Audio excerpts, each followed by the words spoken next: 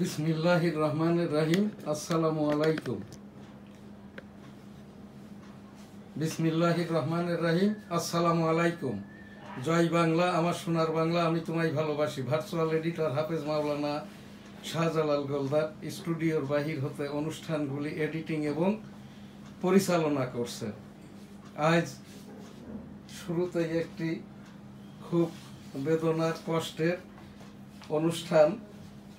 গতকাল বৈষম্য বিরোধী আন্দোলনে ছাত্র জনতার আন্দোলন 2024-এর 5 আগস্ট এই যে ঢাকার বংশাল থানার উল্টা দিকে রাসাবাজারের মোড়ে বৈষম্য বিরোধী ছাত্র আন্দোলনের প্রসেশনে আর কি যে ছেলেটি আহত হয় তার নাম আব্দুল্লাহ। ঢাকা মেডিকেল অতঃপর সিএমএইচে এই যে 99 দিন জীবন যুদ্ধ করার শেষে গতকাল আব্দুল্লাহ ইন্তেকাল করেছে সিএমএইচ হাসপাতালে। ইন্না লিল্লাহি ওয়া ইন্না ইলাইহি রাজিউন।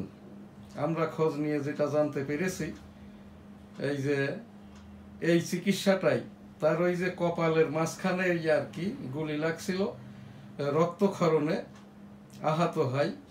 এই রকম চিকিৎসায় কমপক্ষে আর কি এই যে চিকিৎসা সহ মাসে যেখানে ব্যয় হয় 1.5 থেকে 2.25 কোটি টাকা, সেই রকমটা খরচের টাকার যোগান দিতে না পারার কারণে আর কি শেষ পর্যন্ত মৃত্যুর সাথে পাঞ্জা লড়ে আর কি গতকাল 14 নভেম্বর 2024 আব্দুল্লাহ মিলিটারিদের হাসপাতাল সিএমএইচে ইন্তেকাল করেন। সরোয়ার্দী কলেজের 3য় বর্ষের রাষ্ট্রবিজ্ঞানের ছাত্র ছিল আব্দুল্লাহ। আব্দুল্লাহর বাড়িটা আমার ওই বেনাপোল সিটিতে। আমি দি ডেইলি নিউজ স্টার ইংরেজি সংবাদপত্রের সম্পাদক, 265 দিনের রণাঙ্গনের মুক্তিযোদ্ধা। আমার বাড়িটা ওই যে বেনাপোল সিটির গোলদাস সিটিতে, সেই বেনাপোল সিটির বড় আশ্রয় আর কি, যেটা পৌরসভা অধিভুক্ত আর কি, এই 9 নম্বর ওয়ার্ড বেনাপোল সিটি কর্পোরেশনের এই বড় আসলা গ্রামেরই আর কি সন্তান আব্দুল্লাহ। আব্দুল্লাহর বিদেহী আত্মার শান্তি কামনা করি, রাব্বুল আলামিন পাক পরওয়ারদিগার। আব্দুল্লাহ আমার আত্মীয় হয়, সেই সুবাদে আর কি এই যে আমরা শোকাহত, যাতে করে আর কি এই শোক আব্দুল্লাহর পরিবার কাটিয়ে উঠতে পারে, সেই জন্যই আর কি আস্তাগফিরুল্লাহ রাব্বিহি মিন কুল্লি যামবি ওয়া আতুবু ইলাইহি ওয়া লা হাওলা ওয়া লা কুওয়াতা ইল্লা বিল্লাহিল আলিয়্যিল আযীম। রাব্বুল আলামিন পাক পরওয়ারদিগার সকল শহীদকে জান্নাত দান করুন, আমিন। এখানে আমার একটি উপস্থাপনা যেটা আমি করেই চলেছি, এই যে বৈষম্য বিরোধী ছাত্র আন্দোলনে যারা আহত হয়ে হাসপাতালের বেডে কাতরাচ্ছে তাদেরকে স্বাস্থ্য অধিদপ্তর নয়, স্বাস্থ্য উপদেষ্টার মাধ্যম দিয়ে পর্যাপ্ত টাকা পয়সা এবং যারাই এখনো হাসপাতালে এদের প্রত্যেকেরই আর কি এই দেশীয় চিকিৎসাটা শেষ, বিদেশে নিয়ে চিকিৎসা করতে হবে। এই চিকিৎসাটা যাতে করে মাননীয় ডক্টর মোহাম্মদ ইউনূস মহোদয় দেখভাল করেন এবং এই যে ছাত্র জনতা সরকার 2024-এ যারাই আহত হয়েছে, নিহত হয়েছে, নিহতদের পরিবারকে আহতদের তো চিকিৎসা খরচ দিবেনি, আর ওই যে আহতদের মধ্যে যাদেরকে 1 লক্ষ করে টাকা দেওয়া হচ্ছে, এইটা একটা আন্দোলনের বিপ্লবী সৈনিকের জন্য তামাশা করা হচ্ছে।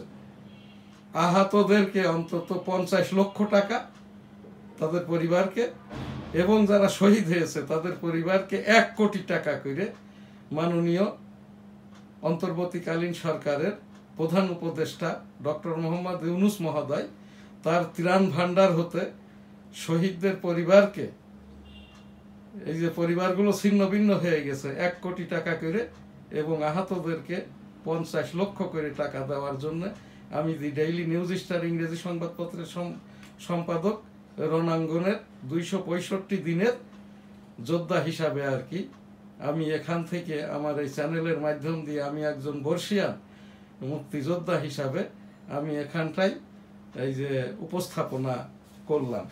আজ আমাদের অন্য যে প্রোগ্রামগুলো এখানটাই আজকের আমাদের ছাত্র জনতা সরকার 2024-এর 100তম দিন এবং 5, 6, 7 যেখানে কোনো এই যে উপদেষ্টা পরিষদ ছিল না, এইটা সহ ছাত্র জনতা সরকারের 103তম দিবস।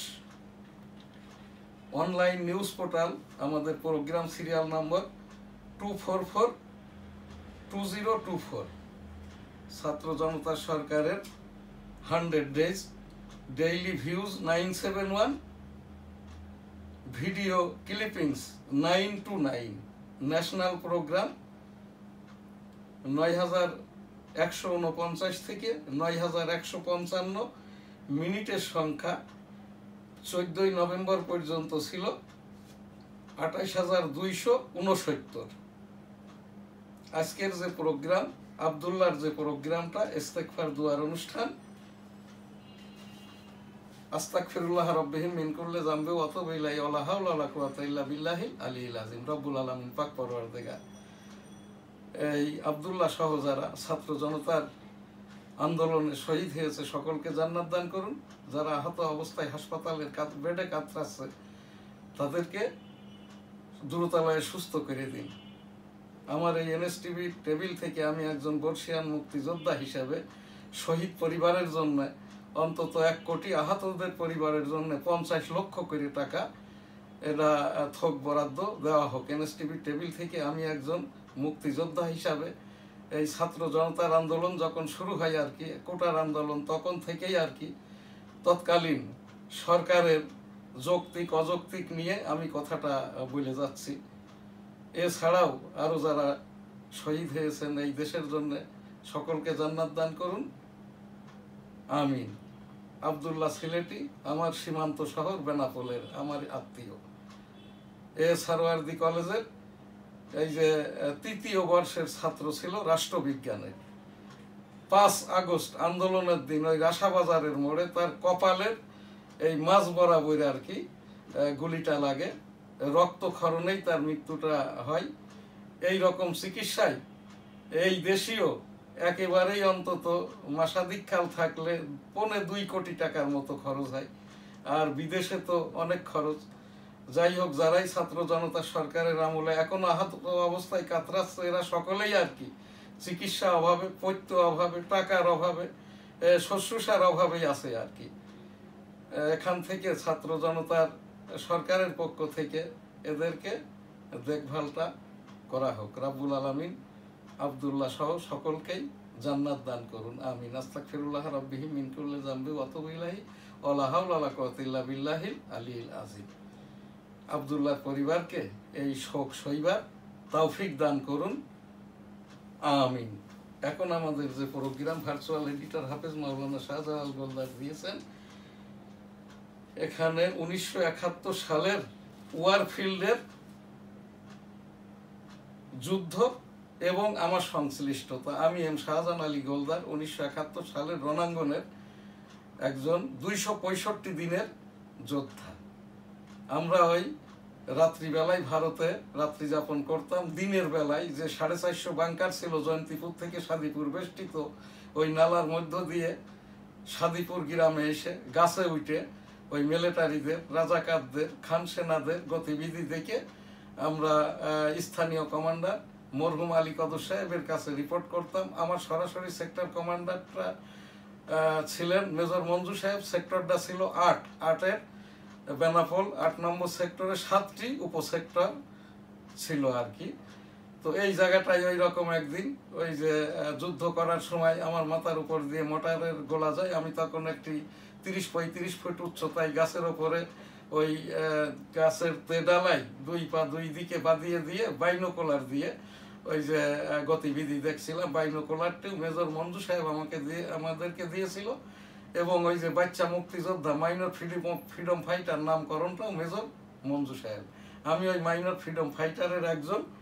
আমার এই যে 1971 সালের রণাঙ্গনে যে মুক্তিযুদ্ধ করেছি, ভারতীয় সনদ আছে। 1972 সালের ফেব্রুয়ারি মাসে বাংলাদেশের প্রত্যাগত সনদ আছে, যে কারণে এই দেশীয় আমার কোনো কোটা ভাতা বা সনদ প্রয়োজন নাই। কারণ আমাকে সনদটা কে দিবেন?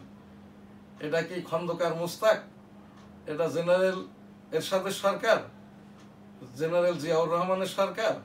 বেগম খালেদা জিয়ার সরকার? নাকি শেখ হাসিনার পতিত সরকারের প্রধানমন্ত্রী শেখ হাসিনার সরকার? তো এই জায়গাটাই আর কি আমি আমার এই দেশীয় কোনো কোটা ভাতা প্রয়োজনটা নাই। তো ওই সেই গাছে উঠে দেখার সময় মাথার উপরে মোটরের গোলা যেয়ে আমার শব্দ দূষণে বেহুশ হয়ে থাকি, গাছের তেডালাই বেঁধে থাকি। তখন থেকে আমার এই বাম কানটা নষ্ট, এখনো নষ্ট। গত ফেব্রুয়ারি মাসে মিলিটারিদের হাসপাতাল সিএমএইচ বলে দিয়েছে আপনার এই কানের চিকিৎসাটা আর নাই, আপনার শোনার যে ডিভাইস এগুলো নষ্ট হয়ে গেছে। এখন যখন পেন করবে, ব্যথা করবে, পেন কিলার খাবেন।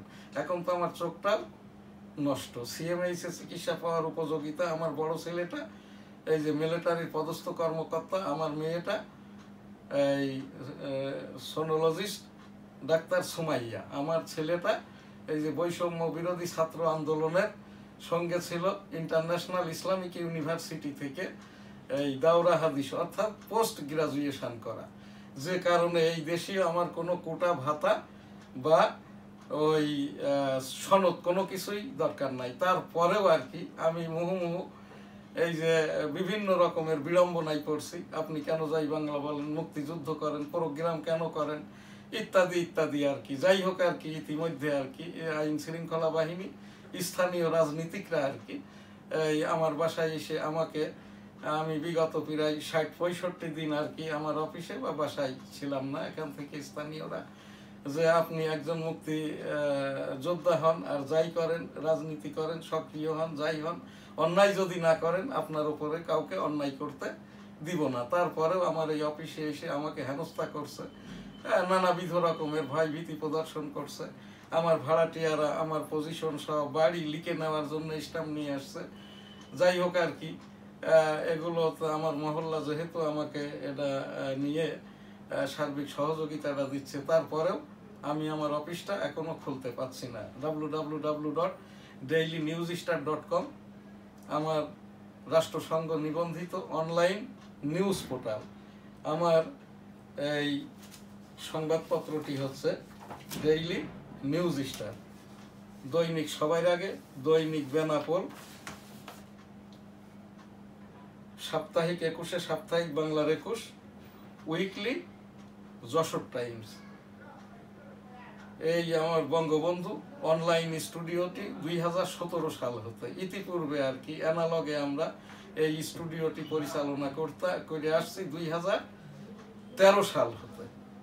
আমার আজকের এই যে এই প্রোগ্রাম ভিডিও ক্লিপিংসের সংখ্যা এখানে ৯২৯টি এবং প্রোগ্রামের সংখ্যা ৯১৫৫ থেকে আজ, এবং মিনিটের সংখ্যা ২৮,২৬৯। তো সেই জায়গাটাই আর কি এই যে মুক্তি যুদ্ধ করাকালীন আমার এই বাম কানটা নষ্ট হয়, এর চিকিৎসা একমাত্রই জলথেরাপি। অতঃপর আমাকে নামিয়ে জলচিকিৎসার মাধ্যমে আমি আর কি আমি হুঁশে আসি। তারপরে আমার মা বহুবার বলেছে, বাবারে মুক্তিযুদ্ধে যাসনি, সাদিপুর যাসনি, তুই আর বাঁচবি না। এক পর্যায়ে বলেন, যা তোরে দিয়ে দিলাম, দেশটা নিয়ে আসিস। জয় বাংলা, আমার সোনার বাংলা, আমি তোমায় ভালোবাসি। আমার এখান থেকে মুক্তিযুদ্ধ বিষয়ক একটি উপস্থাপনা ১৯৭১ সালের মুক্তিযুদ্ধের রণাঙ্গনের যিনি সমন্বয়ক, father of the nation Bangabandhu Sheikh Mujibur Rahman, major থেকে জেনারেল মুক্তিযুদ্ধের এক অংশের ঘোষক জিয়াউর রহমান, আমি সহ আমরা যারা মুক্তিযুদ্ধ করেছি, মুক্তিযোদ্ধা, শহীদ মুক্তিযোদ্ধা, এবং যারা আহত অবস্থায় দিনাতিপাত করছে, সনদ থাকুক বা না থাকুক, সিগনিফিক্যান্টলি যাদের এই যে মুক্তিযোদ্ধা করার অ্যাবাউট ওন পারপাস আর কি এই যে সমুদায় অভিজ্ঞতাটা আছে, আমাদের এই যে মুক্তিযুদ্ধ এবং মুক্তিযোদ্ধাদের মর্যাদা সেটেলমেন্ট প্রত্যাশা করছি, যার মর্মে ইতিপূর্বে আমি মাননীয় প্রধান উপদেষ্টা বরাবর আবেদনও করেছি। আজকের প্রোগ্রাম এখানেই শেষ করছি। জয় বাংলা, আমার সোনার বাংলা, আমি তোমায় ভালোবাসি। এখানে আর কি মুক্তিযুদ্ধের সময় আমি তো অনেককে মরতে দেখেছি, অনেককে আমরা আমাদের সহযোগিতায় ওই রাজাকারদের খান সেনাদের মেরেছি। তো আমাদেরকে ওই যে রেকিতে পড়ে গেলে যদি আমার সহযোদ্ধাকে ছাড়িয়ে আনতে না পারি, তখন তাকে গ্রান্ড স্যালুটটা কিভাবে দেওয়া হতো, আমাদেরকে এইভাবেই ক্যাম্প থেকে শেখানো হয়েছিল, ইন্না লিল্লাহে ওয়া ইন্না ইলাইহি রাজিউন। 1971 সালের বীর মুক্তিযোদ্ধা, স্যালুট আপনাকে। জয় বাংলা, আমার সোনার বাংলা, আমি তোমায় ভালোবাসি। ইন্না লিল্লাহে ওয়া ইন্না ইলাইহি রাজিউন। এখনকার যে প্রোগ্রাম, এই যে 1987 হতে এই পর্যন্ত আমি এম শাহজাহান আলী কলতার গণতন্ত্র আমার সংশ্লিষ্টতা, এরশাদ বিরোধী আন্দোলনে আমি সক্রিয় ছিলাম। অতঃপর ডেমোক্রেটিক বাংলাদেশ নামে একটি গণতন্ত্র, নির্বাচন, স্বৈরাচার, ফ্যাসিজম, নাৎসিবাদ, এর ওপরে আমি তো এই রাষ্ট্রবিজ্ঞানে পোস্ট গ্রাজুয়েশনটা করা, এইগুলোর ওপরে আমার ক্রেডিট ছিল। ইতিমধ্যে 2001 সাল হতে একাধিকবার United state of America, China, great Britain, মধ্যপ্রাচ্যের দেশ সৌদি আরব সহ আরও দেশ, দক্ষিণ কোরিয়া, সার্ক কান্ট্রি আমি গণতন্ত্রের জন্য 1987 সাল থেকে অদ্যাবধি ঘুরে বেড়াই। সেই জায়গার থেকে আর কি আমি এই রাজনীতি করতে যাই 1996 সালে যখন দেখলাম গণতন্ত্র, সংবিধান, ফ্যাসিজম রক্ষার্থে একটি সাময়িক সময়ের নির্বাচন হচ্ছে 1996 সালে 15 ফেব্রুয়ারি, আমি কনস্টিটিউয়েন্সি 85 যশোর 1 হতে পার্টিসিপেট করি। ওই সংসদটায় আমি টেবিল প্রতীক নিয়ে নির্বাচন করি, জামানতটি বেশি ছিল। ওই সংসদের মেয়াদ ছিল 14 দিন। অতঃপর 2008, 2014, 2018 আমি ওই যে মনোনয়ন প্রত্যাশী হই স্বতন্ত্র হিসেবে নির্বাচন করার জন্য, কিন্তু এই যে নির্বাচনটা করতে পারি নাই 1% ভোট না থাকার কারণে। 2024 সালের জানুয়ারি মাসে এই যে নির্বাচন করার চেষ্টা করলে যখন জানলাম আর কি যে এখানে বহুদলীয় নির্বাচনটা হচ্ছে না, তখন আমি আর এই নির্বাচনে অংশগ্রহণ করি নাই। এখান থেকে বর্তমান আর কি ছাত্র জনতা সরকারের আমি এই যে www.dailynewsstar.com 10টি প্রোগ্রাম করেছি। কোটা আন্দোলন থেকে 5 আগস্টের পর পর্যন্ত এবং 5 আগস্ট থেকে এই পর্যন্ত আর কি আমি এই যে প্রোগ্রামটা করেই চলেছি। ইতিমধ্যে তো ইন্টারন্যাশনাল ডেমোক্রেটিক ডে ছিল, ওই প্রোগ্রামে আমি সমস্তটাই বলেছি আর কি। আমার এখান থেকে উপস্থাপনা আর কি, সরকার, অন্তর্বর্তীকালীন সরকার যেভাবেই গঠিত হোক না কেন, তাদের মেয়াদটা কিন্তু সর্বোচ্চ 6 মাস, যদি না কিনা তারা অ্যামান্ডেড হয়, আর অ্যামান্ডেড করে নিয়ে তারা কিন্তু দীর্ঘদিন চলতে পারে। এই জায়গাটাই আর কি আমার এখানে, আমি তো ডেইলি নিউজ স্টার ইংরেজি সংবাদপত্রের সম্পাদক, অনলাইন নিউজ পোর্টালের ইপিও। আমার কাছে দেশ বিদেশ হতে প্রতিনিয়ত প্রতিদিন আর কি এই খবরটাই আসে আর কি, অন্তর্বর্তী সরকারের মেয়াদটা কতদিন পরে নির্বাচন হবে। এখান থেকে একটি উপস্থাপনা, সকল রাজনৈতিক দল, বুদ্ধিজীবী, অন্যান্য যারা আর কি তারা যেভাবে বলছেন সেইভাবেই আর কি রাষ্ট্রপতির মুরব্বি আনায় মাননীয় অন্তর্বর্তী সরকারের প্রধান ডক্টর মোহাম্মদ ইউনূস মহোদয় প্রতিদিন, প্রতিক্ষণ, প্রতি সপ্তাহে, প্রতি মাসে, যতদিন না পর্যন্ত নির্বাচনের দিনক্ষণ এই টাইম লাইন হচ্ছে, ডক্টর মোহাম্মদ ইউনূস মহোদয় যদি রাজনৈতিক ব্যক্তিবর্গের সাথে যারা সংবিধান, গণতন্ত্র, রাজনীতি পর্যবেক্ষণ করেন, পর্যালোচনা করেন, তাদেরকে নিয়ে যদি মুহুর্মুহু না বসেন, তাহলে ইতিপূর্বেকার অন্তর্বর্তীকালীন সরকার, 11 সরকারের কপালে যা জুটেছে, এদের কি হবে সেটা বলতে পারবেন বর্তমান যারা রাজনৈতিক মাঠে আছে সেই রাজনৈতিক দলগুলো। আজকের প্রোগ্রাম এখানে আমি শেষ করছি। শেষ করার আগে নির্বাচন সংক্রান্ত আমার যে ইচ্ছাটা, যদি কিনা সর্বদলীয় নির্বাচনটা হয়, আমি আমার আমার যেখানটাই আমার জন্মস্থান গোলদা সিটির বেনাপোল সিটি, যেখানে আমাদের ছাত্র জনতা সরকারের আন্দোলনে আহত আব্দুল্লাহ 14 নভেম্বর 2024 শহীদ হয়েছেন, মৃত্যুবরণ করেছেন ঢাকাস্থ সিএমএইচ হাসপাতালে। আমার বাড়িটা সেই বেনাপোল সিটির গোলদা সিটিতে, শার্শা উপজেলা এবং বেনাপোল থানা নিয়ে কনস্টিটিউয়েন্সি, 4.5 লক্ষের মতো জনগণের বসবাস, 3 লক্ষের ওপরে ভোটার সংখ্যা। এখানটা থেকে আমি 1996 সালে 15 ফেব্রুয়ারি টেবিল প্রতীকে নির্বাচন করে জামানত বাসে, অতঃপর 2008, 14, 18, 24 এখানে স্বতন্ত্র নির্বাচন করার চেষ্টা করি। 1% ভোটার না থাকায় নির্বাচনটা করা হয়ে ওঠে নাই।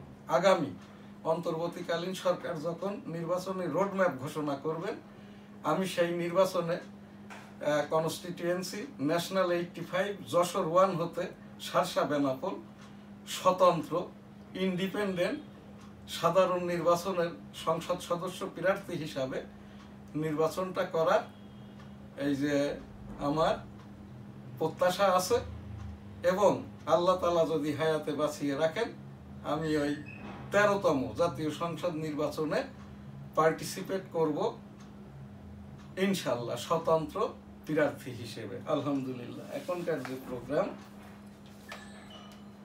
এই যে ডেইলি ভিউজ, আজকের সংবাদপত্র ডেইলি নিউজ স্টার, দৈনিক ইত্তেফাক, পূর্বাচলে উদ্ধার 7 টুকরা লাশ, এক শিল্পপতির এই যে কথিত প্রেমিকা আটক, আহতদের বিনামূল্যে চিকিৎসা, 5 দিনের মধ্যে চূড়ান্ত রূপরেখা। এই যে জিনিসগুলো দীর্ঘমেয়াদী করা হচ্ছে। আমি সিএমএইচ এর আইসিইউতে ছিলাম 1 সপ্তাহকাল। এই যে ছেলেপিলেগুলো এই যে বেডে কাতরাচ্ছে, 5 দিনের মধ্যেই আরো কতজন না মরে যায়। এইটা কেন? এর জন্য আবার চূড়ান্ত রূপরেখা কিসের? 1 ঘন্টা, আধা ঘন্টা, 5 মিনিটে পিটিয়ে মবা কিলিং করা হচ্ছে, মব কিলিং করা হচ্ছে। আর এই যে যাদের জন্যই আর কি আমরা এই ভোট পাচ্ছি, দেশটা পেলাম, ধর্মীয় মূল্যবোধ সকল কিছুই আর কি, তাদের চিকিৎসার জন্য আবার 5 দিনের মধ্যে চূড়ান্ত রূপরেখা। এইটা তো কোনো 5 দিন পরিকল্পিত 5 ডেজ পরিকল্পনা বাজেট করার এখানে দরকার নাই।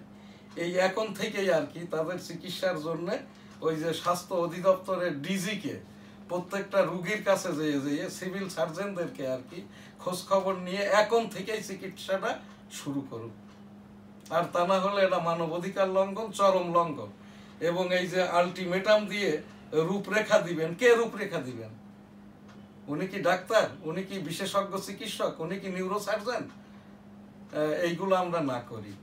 এই যে বাল বাচ্চাগুলো, এই যে আব্দুল্লাহ বেনাপোলের আমার আত্মীয় আর কি, আরো অনেক আহত হাসপাতালের বেডে কাতরাচ্ছে, প্রতিদিন ফোন পাচ্ছি, আমার এখানে আসতেছে, দান করছি, এদেরকে 1টি টাকাও দেওয়া হচ্ছে না। এদের পরিবারের দিকে কারোর কোনো নজর নাই। প্রত্যেকটা শহীদ পরিবারকে 1 কোটি টাকা এবং আহতদের পরিবারকে 50 লক্ষ টাকা করে মাননীয় প্রধান উপদেষ্টার এই যে ত্রাণ ভান্ডার হতে দেওয়া হোক। আমি দি ডেইলি নিউজ স্টার ইংরেজি সংবাদপত্রের সম্পাদক, 1971 সালের রণাঙ্গনের 265 দিনের মুক্তিযোদ্ধা হিসাবে আমার মতামতটা আমি এখানে উপস্থাপন করলাম। বিনিয়োগ আকৃষ্ট করতে শ্রম খাত সংস্কারের অঙ্গীকার প্রধান উপদেষ্টা। আগামী বাংলাদেশে প্রধানমন্ত্রী স্বৈরাচারী হতে পারবে না, তারেক রহমান বলেছেন। লাব্বাইক আল্লাহুম্মা লাব্বাইক, লাব্বাইক লা শারীকা লাক লাব্বাইক, ইন্নাল হামদা ওয়ান নি'মাতা লাকাল মুলক লা শারীকা লাক। রাব্বুল আলামিন পাক পরওয়ারদিগার বিশ্বের সকল মানুষকে একবার করে হজ উমরা করার তৌফিক দান করুন, আমিন। ফিলিস্তিনিদের মেরে সাফ করে দিচ্ছে এই যে ইসরায়েলি প্রধানমন্ত্রী বেঞ্জামিন নেতানিয়াহু।